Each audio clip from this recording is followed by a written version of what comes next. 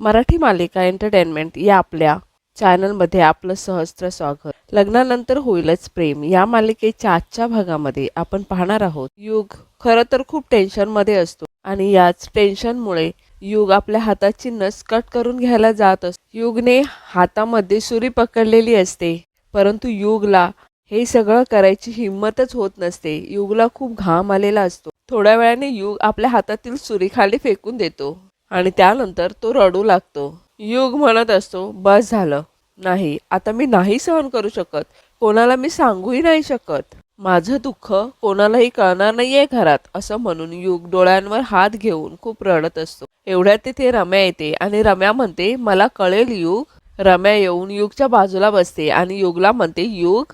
त्यानंतर रम्या युगच्या हातामध्ये एक सुरी बघते आणि म्हणते, काय आहे हे, चाकू, असं म्हणून ती गालातल्या गालात हसत रम्या म्हणत असते, युग अरे काय विचारते मी. युग म्हणतो, ए तुला काय करायचं आहे ग, तू मला अजिबात लेक्चर देऊ नकोस हा, जा इथून.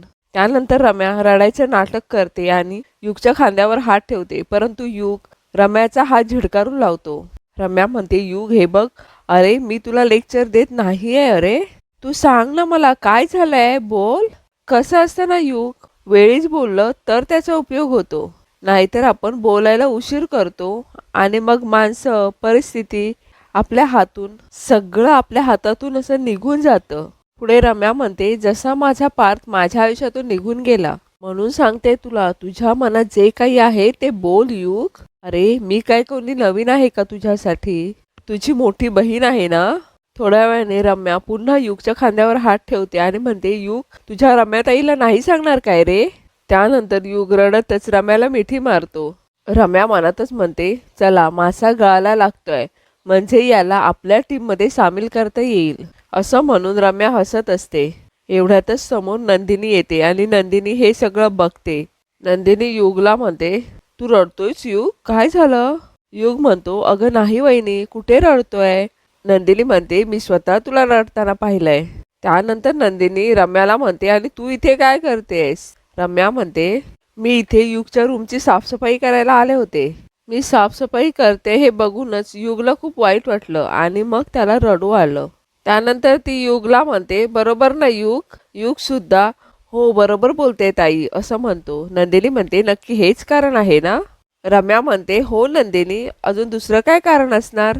नाही बरोबर आहे, तुला आणि घरातल्या इतर कुणालाही आमच्याबद्दल काही वाटत नाही ना, परंतु युगला वाटू शकतं ना आमच्याबद्दल वाईट. तू आत्ता आली आहे सगळं या घरात, पण मी आणि युग आम्ही लहानपणापासून एकत्र वाढलो आहे या घरात. आमच्या नात्याच्या चांगल्या वाईट आठवणी सुद्धा आहेत.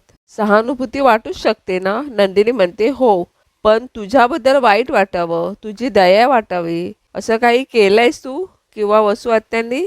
आता मोठ्या नात्यांच्या गप्पा मारतेस तू, पण याच नात्यांच्या विरोधात जाऊन तू नको नको त्या गोष्टी केल्या आहेत, विसरलीस. आणि युग तू सुद्धा इतक्यात विसरलास. माझ्यासोबत, जीवासोबत, काव्यासोबत, पार्थसोबत वसू आत्यांनी काय काय केलंय हे तू इतक्यात विसरलास. तुला पुन्हा पुन्हा आठवण करून द्यायला हवी आहे का या सगळ्याची. लहान आहेस तू, चांगलं वाईट माणसं ओळखण्यात चुकूच शकतोस तू, पण मी यांना पुरतं ओळखून आहे, त्यामुळे यांच्यापासून जमेल तेवढं लांब राहा, कळलं. त्यानंतर नंदिनी युगला म्हणते, खाली सगळे वाट बघताय तुझी, चल माझ्याबरोबर खाली, असं म्हणून नंदिनी युगचा हात पकडून त्याला खाली घेऊन जाते. रम्या चिडूनच म्हणत असते, चांगली संधी चालून आली होती, पण ही नंदिनी नको तेव्हा टपकली. त्यानंतर रम्याच्या लक्षात येतं. रम्या म्हणते, युगच्या हातात चाकू होता, हा काय करायला निघाला होता. असं कुठलं मोठं कांड आहे, हा युग स्वतःच्या जीवाचं बरं वाईट करायला निघाला होता. दुसरीकडे पार्थ आशाताईंजवळ बॉईल एग मागत असतो. तेवढ्यातच जीवात येथे अंड घेऊन येतो आणि म्हणतो, बडे भैया, छोटे भैया ने आपके लिए अंडे उबाले है, खाओगे नहीं. पार्थ म्हणतो, पोट भरलंय माझं. जीवा म्हणतो, अरे आत्ता आशाताईंना आवाज देत होतास आणि विचारत होतास एक बॉइल्ड एग मिळेल का म्हणून, आणि अचानक असं कसं पोट भरलं तुझं. त्यानंतर पार्थ जीवाला म्हणतो, मित्रांसोबतचं ट्रेक कसं झालं तुझं. जीवा म्हणतो, ट्रेकला नाही गेलो मी, कारण आता मी शिखरावर जायचं ठरवलंय आणि शिखरावर जाताना मला माझ्या जवळची माणसं दुखावलेली नको आहेत, म्हणून मी तुझ्याकडे आलो तुला सॉरी म्हणायला. तुला माहिती आहे ना, देव कधी कधी अशी वेळ आणतो की आपण काहीच करू शकत नाही, असं म्हणून जीवा पार्थला सॉरी म्हणत असतो. पार्थ म्हणतो तू पहिलाच माणूस असशील जो बॉइल्ड एगला मस्का मारून आणतो. जीवा म्हणतो कसला आहेस यार तू, मुद्दाम बोलतोस ना हे सगळं. पार्थ म्हणतो अरे तू अबोला मिटवायला हे बॉइल्ड एग घेऊन आलायस तर म्हणून म्हटलं आपण सुद्धा एक पंचलाईन मारावी. त्यानंतर जीवा पार्थला म्हणतो म्हणजे भाई तू आपल्याला माफ केलंस, आय लव्ह यू. पार्थ म्हणतो आय लव्ह यू टू. त्यानंतर जीवा पार्थला अंड भरवत असतो. पार्थ म्हणतो अरे माणसासारखं भरव. जीवा म्हणतो त्याचं काय आहे ना, तू आणि अंडे दोघेही रुसलेले होता, पण आता तू खुश झालायस ना तर अंड्यांमधले प्रोटीन सुद्धा कसे वाढले आहेत बघ. पार्थ यावर म्हणतो किती किती फालतू जोक मारतोस ना रे. त्यानंतर पार्थ जीवाला विचारत असतो एवढा आवरून कुठे चाललायस तू. जीवा मनातच म्हणतो नाही नाही आत्ता दादाला नाही सांगणार, आधी माझं स्वप्न अचीव करेन आणि मग दादाला सांगेन अभिमानाने. पार्थ म्हणतो ए पुतळा का झालाय तुझा, काय विचारलं कुठे चाललायस. जीवा म्हणतो सांगेन ना, वेळ आल्यावर नक्की सांगेन. हां पण एवढं मात्र नक्की मी जे काम करतोय ना त्याने तुला माझा अभिमान वाटेल. यावर पार्थ म्हणतो I am always proud of you. त्यानंतर पार्थ जीवाला नाश्ता करून जा असं म्हणत असतो, परंतु जीवा म्हणतो नाही नाही अरे मला आधी जायचं आहे दादरला, तेथून चर्चगेटला आणि तेथून मग बँड्राला. पार्थ म्हणतो अच्छा. तेवढ्यात पार्थच्या सुद्धा लक्षात येतं त्याला सुद्धा बँड्राला जायचं असतं. तेवढ्यातच जीवा म्हणतो आता भाई तुझा का पुतळा झालाय, काय झालं बोल ना पटकन. त्यानंतर पार्थ म्हणतो अरे बँड्राला माझं पण एक काम आहे. जीवा विचारत असतो अरे काय काम आहे, परंतु पार्थ म्हणतो जाऊ दे ना तुझी धावपळ होईल उगाच. जीवा पार्थला फोर्स करत असतो. त्यानंतर पार्थ म्हणतो ही फाईल मला क्लायंटला द्यायची आहे आणि ती सुद्धा बँड्रातच द्यायची आहे. जीवा म्हणतो हा तोच क्लायंट आहे का ज्याच्या मीटिंगला मी गेलो नव्हतो. पार्थ म्हणतो हो. यावर जीवा म्हणतो भाई आता तर ही फाईल मीच देणार. त्यानंतर जीवा पार्थला नंबर आणि ॲड्रेस पाठवून ठेवायला सांगतो. पार्थ सुद्धा जीवाला थँक्यू असं म्हणतो. इतक्यातच पार्थला क्लायंटचा फोन येतो. पार्थ तेथून निघून जातो. त्यानंतर जीवा धावपळ करत निघत असतो. एवढ्यातच तेथे नंदिनी येते. नंदिनी म्हणते जीवा असे कसे तुम्ही, डब्बा राहिला ना. तेवढ्यातच जीवा म्हणतो अगं मी काही शाळेत चाललोय का. नंदिनी म्हणते हे घ्या, याच्यामध्ये पाण्याची बॉटल आणि डब्बा आहे आणि ड्रायफ्रूट सुद्धा दिले आहेत, कामाच्या गडबडीमध्ये खाण्यावर दुर्लक्ष करू नका. असं म्हणत नंदिनी जीवाला डब्बा देते. जीवा म्हणतो ओ चकाचक बाई तुम ना होती तो मेरा क्या हुआ होता. नंदिनी म्हणते पुरे फिल्मीगिरी बस आता. त्यानंतर नंदिनी जीवाला दही साखर देते आणि म्हणते हे घ्या, चांगल्या कामाला जाताना तोंड गोड करा. जीवा मनातच म्हणते मागच्या वेळी कामावर जाऊन परत आलो, परंतु यावेळी मी तुला निराश करणार नाही. नंदिनी म्हणते अहो काय कुठे हरवलात तुम्ही. जीवा म्हणतो नाही मी हरवलो नाही. जीवा म्हणतो मी निघतोच आहे. एवढ्यातच जीवा नंदिनीला म्हणतो ते बघ काय. नंदिनी दुसऱ्या साईडला बघू लागते. जीवा लगेच नंदिनीच्या पायांना हात लावतो आणि तेथून पळत निघून जातो. जीवा गेल्यानंतर नंदिनी गालातच हसत असते आणि म्हणते वेडे कुठले. त्यानंतर नंदिनी मनातच म्हणत असते देवा जीवाला जगातलं सगळं सुख मिळो, अगदी माझ्या वाटचं सुद्धा. काव्या इकडे कॉलेजला निघालेली असते. मानिनी काव्याला पाण्याची बॉटल भरून आणून देते. मानिनी काव्याला विचारत असते मग आज काय प्लॅन.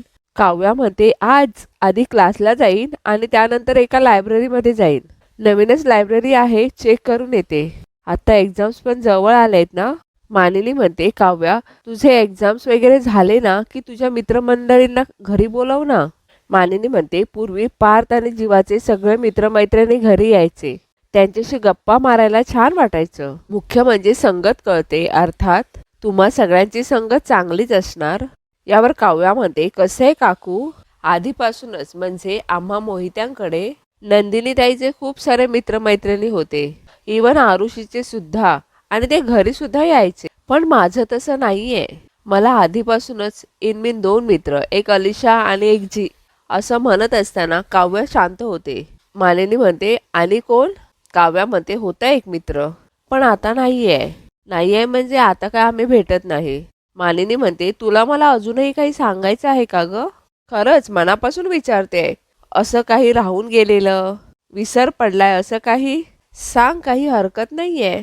यावर काव्या म्हणते नाही खरंच तसं काही नाहीये काकू. यावर मालिनी म्हणते काकू म्हणून सांग, आई म्हणून सांग, एक मैत्रीण म्हणून सांग, समजून घेईन अगं मी. काव्या मनातच म्हणते, सांगून टाकू का यांना जीवाबद्दल, काय फरक पडेल. यांना सांगते ना, कोणालाही काहीही सांगू नका, बोलू नका, असं विचार करून काव्या बोलायला जात असते. एवढ्यातच काव्याला गुरुजींचे शब्द आठवतात. उत्तर मनात असेल पण जिभेवर येणार नाही, आणि उत्तर दिलंस तर हे घर घर राहणार नाही. तुझी माणसं, सगळी नाती गोती तुझ्या या एका उत्तराने संपून जातील. काव्या म्हणत असे, नाही काकू, खरंच तुम्हाला जसं वाटतंय तसं काहीही नाही आहे, आणि जे तुम्हाला माहीत नाही. त्यानंतर काव्यामध्ये, चला येते काकू. काय आहे, लेट झालं ना की मग सगळ्यात मागे बसावं लागतं, आणि मग एसी लागत नाही, खूप गरम होतं, उशीर होईल, मी निघते, असं म्हणून काव्या तेथून निघून जाते. रम्या इकडे आपल्या आईला म्हणत असते, अगं काल बरं नाही म्हणून मामीकडून परमिशन घेऊन लवकर झोपलीस ना. रम्या आणि तिची आई युगबद्दल बोलत असतात. स्वतः म्हणत असते, अगं ही उत्तम संधी होती युगला घोळ्यात घेण्याची. रम्या म्हणते, तेवढं मलाही कळतं आई. व स्वतः म्हणते, मग. तेवढ्यातच रम्या म्हणते, नेमकी ना नंदिनी नावाची माशी शिंकली मध्येच, सगळा प्लान फिसकटला. आत्या म्हणते, आलीच का ती मांजर मध्येच. रम्या म्हणते, नाहीतर काय, ती आली ना त्यानंतर युग एकदम शांतच झाला, आणि नंदिनी समोर मी काही खोदून खोदून विचारू शकत नाही त्याला. आत्या म्हणत असते, मग आता जाऊन विचार ना त्याला. रम्या म्हणते, एवढं सोपं नाहीये ते, असं नसतं. काल खूप इमोशनल झाला होता, ओघाओघात बोलून गेला असता, आज बोलेल असं वाटत नाही मला. त्यानंतर वसू आत्या म्हणते, त्या दिवशी युगने आपल्या हातातून पत्र ओढून घेतलं होतं ना, तू एक काम कर, त्याची खोली तपास आणि ते पत्र शोधून काढ. मला खात्री आहे त्या पत्रामध्ये ना काही गुपित नक्की आहे. त्यानंतर वसू आत्या म्हणते, एकदा मी काव्याच्या रूममध्ये काहीतरी शोधत होते ना, तेव्हा काव्य आणि पार्थचे डिवोर्स पेपर माझ्या हाती लागले. तू ना युगची खोली तपास. रम्या म्हणते, करेक्ट आहे, आता मी युगची रूम आवरायला घेते आणि मग नंदिनी आणि जीवाची रूम आवरायला घेते, असं म्हणून काव्य तेथून निघून जाते. वसू आत्या म्हणत असते, नंदिनीची रूम कितीही आवरली ना तरी सुद्धा आता तिच्या आयुष्यामध्ये फक्त पसारा असणार आहे. आधी ती नंदिनी आणि मग ती काव्या, दोघींना उद्ध्वस्त करणार आहे मी. दुसरीकडे काव्या अनिशाची वाट बघत असते. काव्या म्हणत असते, कुठे राहिली ही अनिशा, इथे मला बसून ठेवलंय. तेवढ्यातच काव्याला त्या टेबलवर JK असं लिहिलेलं दिसतं. ते बघून काव्याला जीवाबरोबरचे काही क्षण आठवू लागतात. जीवा म्हणत असतो, मी ना इथे JK असं कोरलंय, मला ना आपल्या लव्ह स्टोरीची ही बेस्ट मेमरी म्हणून कायम लक्षात ठेवायचे आहे. हे सगळं काव्याला आठवत असतं.